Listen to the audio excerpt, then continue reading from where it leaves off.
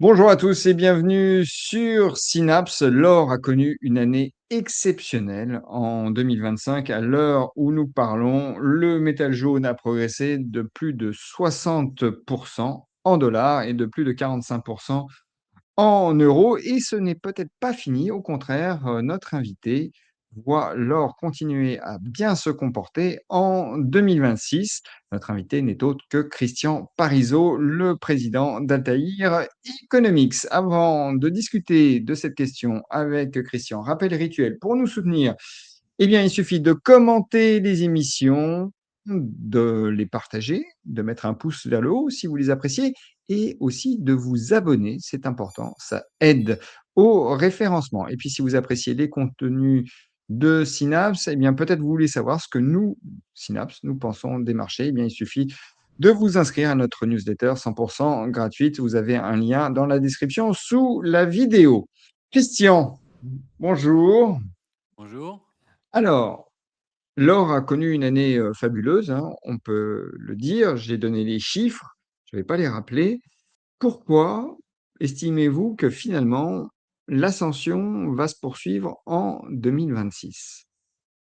Alors déjà, il faut rappeler une chose, c'est que l'or n'a pas de valeur fondamentale. C'est-à-dire que si vous prenez une action, on pourrait dire c'est l'actualisation de l'ensemble des dividendes qu'elle va verser sur sa durée de vie. Une obligation, bah, c'est finalement la rentabilité que vous allez avoir de cette obligation avec le remboursement qu'on va vous donner une fois que l'obligation arrive à maturité. L'or, il n'y a pas de fondamental. C'est comme le Bitcoin, c'est comme même un tableau d'un peintre célèbre. Bon, bah, c'est quelle est sa valeur? Bah, sa valeur, c'est le fait que demain, il y a d'autres gens qui s'intéresseront et qui seront prêts à payer beaucoup plus cher la valeur de ce tableau, la valeur du Bitcoin ou la valeur de l'or. Donc l'or, sur le fond, on peut pas dire que l'or est cher ou pas cher, hein. Alors je sais il y avait toujours des ratios, combien de choses on peut acheter avec un lingot d'or pour dire si l'or est cher par rapport à quelque chose de réel, mais ça montre à quel point on n'arrive pas à estimer une valeur fondamentale puisque l'or ne vous rapporte rien en tant que tel, hein, ça ne vous apporte pas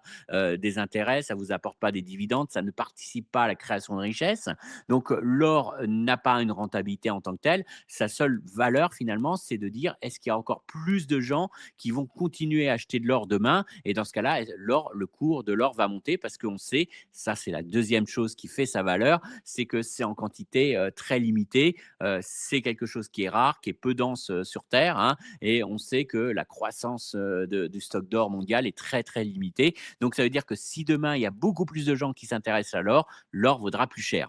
Donc il faut raisonner non pas en termes de valeur fondamentale, mais en termes de flux.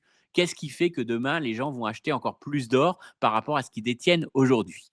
Donc c'est pour ça qu'il faut raisonner comme ça. Alors, première chose, vous en avez entendu parler, c'est pas un scoop. Ceux qui achètent de l'or aujourd'hui, c'est avant tout les banques centrales. Faut pas l'oublier. Je suis Un bien tiers des d'accord. flux, c'est les banques centrales. Mmh. Donc, les banques centrales, elles regardent pas le prix de l'or.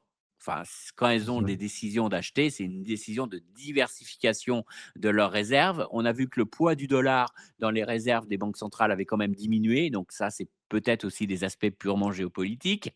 On le comprend bien, hein, notamment depuis qu'on a eu le gel des avoirs russes. Donc, ça a joué pour beaucoup.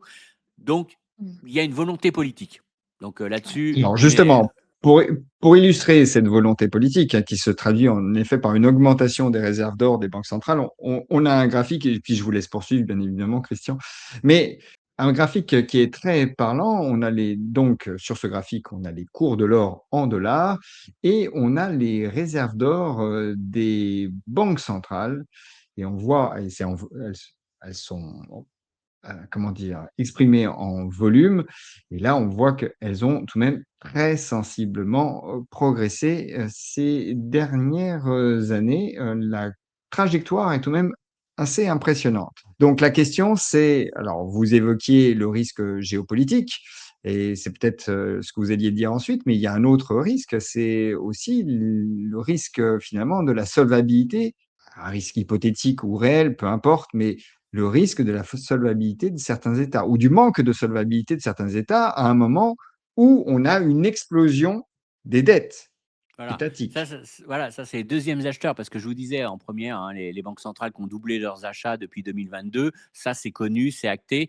Et puis juste un petit bémol, la Chine c'est un tiers de ses achats et la Chine a priori on sous-estime très clairement puisque ce sont des déclarations officielles et a priori on dirait que on pense que c'est deux fois plus. Bon, il y a ces achats, mais la deuxième enseignement, et ça on le voit à travers un graphique aussi que je vous ai donné, hein, on voit que beaucoup d'investisseurs privés sont en train d'augmenter le poids de l'or dans leur portefeuille. Donc ça, c'est un deuxième chose. Alors, vous allez me dire, est-ce qu'il n'y a pas un effet d'aubaine, un effet spéculation? L'or a beaucoup monté cette année. Est-ce que c'est pas juste pour des fins spéculatives? On essaye de tenir la tendance. Et puis, c'est vrai que si l'or surperforme les autres actifs de votre portefeuille, mécaniquement, il monte. Hein, ça, on est d'accord.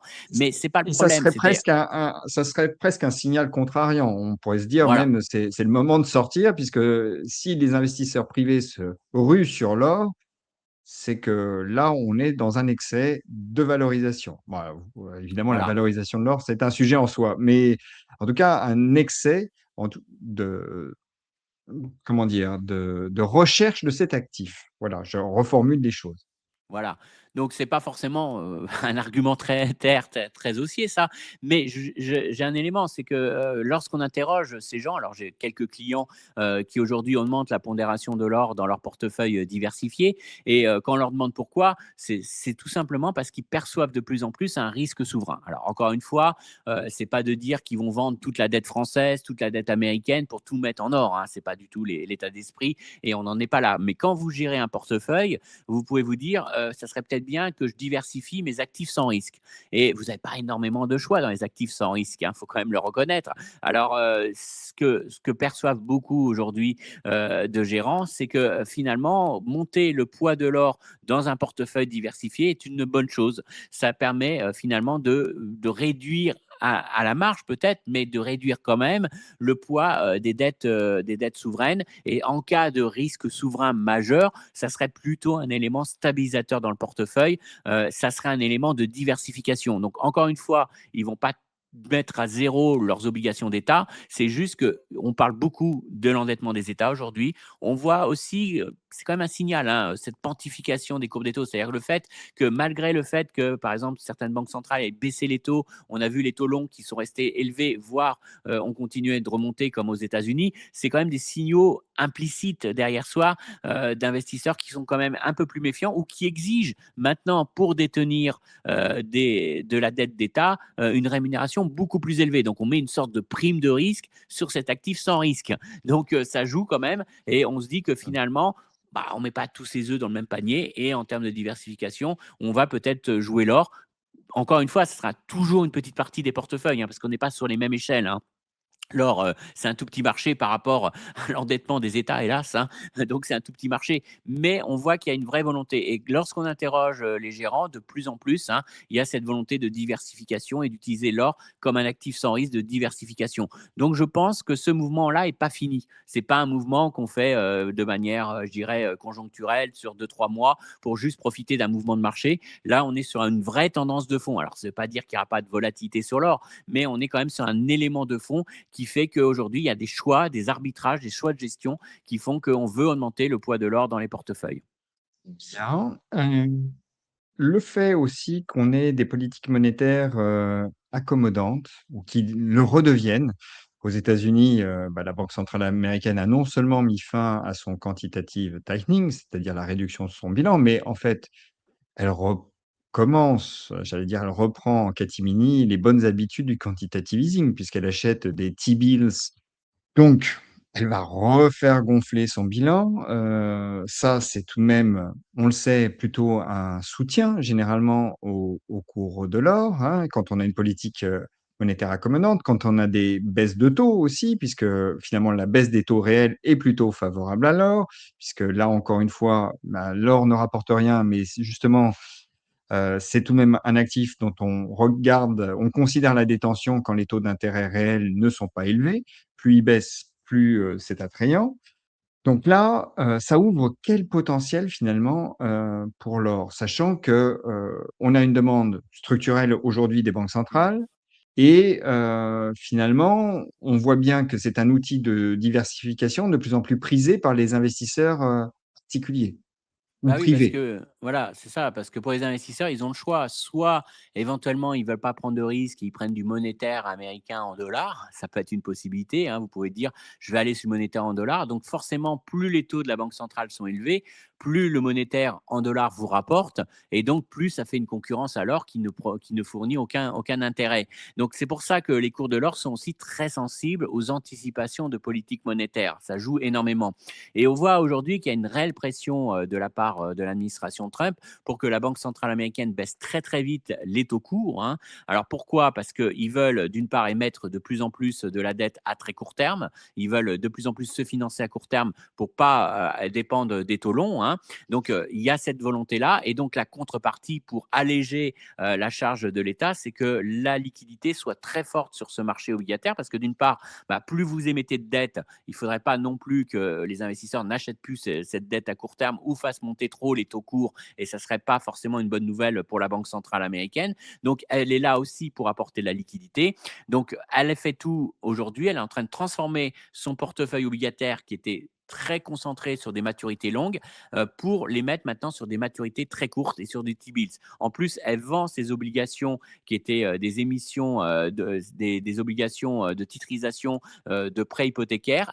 Ça, elle ne les renouvelle pas pour acheter du T-bills. Donc, on a un flux constant aujourd'hui de la Banque centrale. Et en plus, elle nous a indiqué qu'elle allait augmenter la taille de son bilan, qu'elle allait injecter en plus, qu'elle allait créer des dollars pour acheter ces T-bills. Donc, on va forcément mettre une pression sur la partie courte de la courbe des taux. Ça ne veut pas dire, encore une fois, que les taux longs ne peuvent pas remonter. Ça, c'est autre chose, c'est une autre histoire, hein.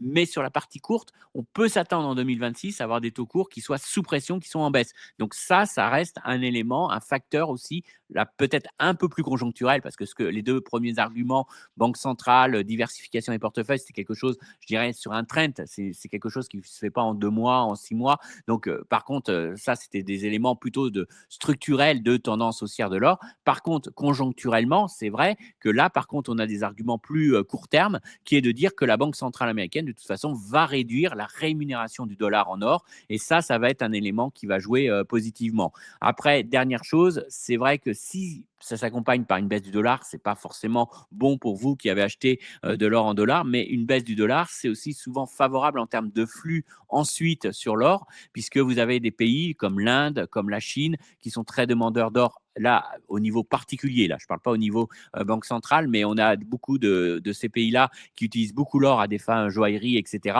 Et on sait que dès que le dollar baisse, c'est aussi des flux qui vont s'investir sur l'or de la part de ces pays-là. Donc ça aussi, c'est un élément qui redonne du pouvoir d'achat en or, quelque part, hein, avec le recul du dollar. Pour les gens qui n'ont pas de dollars, ça leur redonne de l'appétit pour l'or. Donc ça, c'est des éléments, moi je dirais, en termes de flux, qui vont être aussi des éléments de soutien, là peut-être à plus court terme, plus pragmatiques, mais qui seront des éléments de soutien sur 2026. Bon, donc ça veut dire qu'aujourd'hui, dans une allocation, il faut conserver une place, relativement raisonnable ou significative, à l'or? Moi, je pense qu'il faut garder une place. Alors, il y a juste un élément qui pourrait vous faire hésiter, je le conçois, c'est le fait qu'on ait un recul des risques géopolitiques. Et c'est vrai qu'on a beaucoup mis ça en Mmh. avant, le fait, la guerre en Ukraine, ce qui s'est passé au Proche-Orient. Et on peut espérer qu'en cette fin d'année, on a quand même des nouvelles un peu plus positives, hein, même si ça reste très incertain. Mais on sent qu'il y a quand même des nouvelles un peu plus positives sur ce domaine-là. Est-ce que pour autant, on va avoir des investisseurs qui vont délaisser l'or et dire le risque géopolitique n'est plus là, je vends tout mon or et j'en ai plus besoin?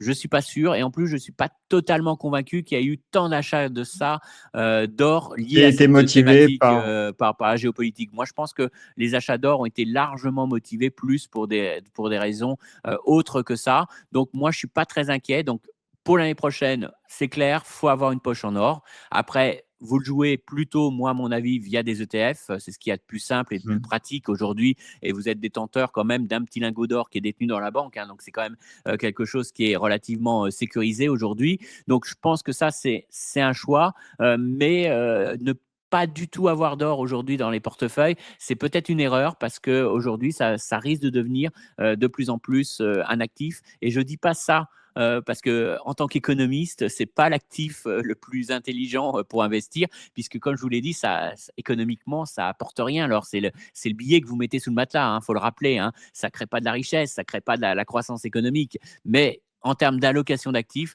je dois le reconnaître, aujourd'hui, c'est difficile de faire complètement l'impasse sur l'or et surtout pour l'année prochaine, je pense qu'il y a encore du potentiel malgré la très bonne performance qu'on a pu voir sur l'or, sur, les 12 derniers mois. Donc, je vais résumer tout ce que vous nous avez dit, Christian. En tout cas, je vais essayer. L'or, pour vous, malgré son très très beau parcours en 2025, reste un actif à détenir en portefeuille. Vous pensez qu'il a encore du potentiel. Les banques centrales sont acheteuses, puisque vous dites qu'il faut considérer les flux, hein, c'est la grande idée, il faut considérer les flux, en ce qui concerne l'or. Les banques centrales sont acheteuses. On sait que des raisons géopolitiques les poussent à diversifier les actifs qu'elles détiennent et pas à n'avoir que des dollars, hein, pour le dire, crûment, ou des euros, hein, sachant que depuis, qu'on parle de saisir les actifs russes, eh bien, un certain nombre de pays, se disent: «Bah, je ne vais pas m'exposer en prenant de la dette de pays qui peuvent saisir ensuite mes avoirs». Donc, ça favorise la détention, d'or par les banques centrales. En tout cas, elles en achètent, régulièrement et on sait que la Banque centrale de Chine, heu, minore généralement ses achats d'or. On les connaît, ultérieurement, hein. «Oups, j'ai oublié de déclarer que j'avais acheté de l'or». C'est souvent comme ça que ça se passe avec, la Banque centrale de Chine.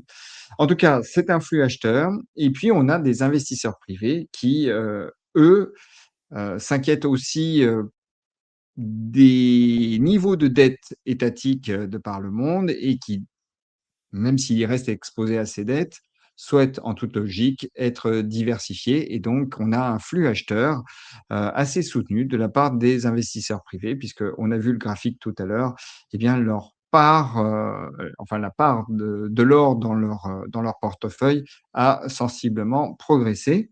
Vous dites aussi qu'on a puisqu'on en a on a évoqué le sujet, que finalement la politique monétaire, des banques centrales est plutôt favorable, hein, puisque là, on a des taux d'intérêt réels qui ont plutôt tendance à baisser. En tout cas, sur la partie courte, c'est clair qu'on va avoir des baisses, des taux d'intérêt et que, bah, si on met l'or face au monétaire, eh bien l'or devient de plus en plus, compétitif face à une rémunération du monétaire qui est appelée à baisser puisque les taux courts sont, particulièrement visés par les banques centrales, hein. Donc, si les banques centrales font baisser leurs taux courts, c'est très bon. Donc, on a aussi, pardon, j'allais oublier un argument, on a aussi la baisse du dollar. Ça, c'est pas mal aussi pour, les achats d'or. Alors, c'est un effet, pas forcément immédiat, mais ça redonne du pouvoir d'achat à une demande privée et de particuliers, justement dans des pays comme l'Inde et donc ça favorise en fait, la demande d'or puisqu'on sait que les particuliers, notamment en Inde, achètent beaucoup d'or. Donc, s'ils ont plus de pouvoir d'achat, leur, consommation d'or, s'accroît et vous dites aussi que, tant qu'à faire, autant aller sur, de l'or, papier. C'est tout de même, ce qui vous semble le plus favorable aujourd'hui. Correctement résumé? Christian, merci beaucoup. Merci à vous de nous avoir suivis. Abonnez-vous, commentez les émissions, mettez un pouce, vers le haut si vous les avez appréciées ou si vous l'avez appréciée, celle-ci en particulier et n'hésitez pas à la partager. À très bientôt.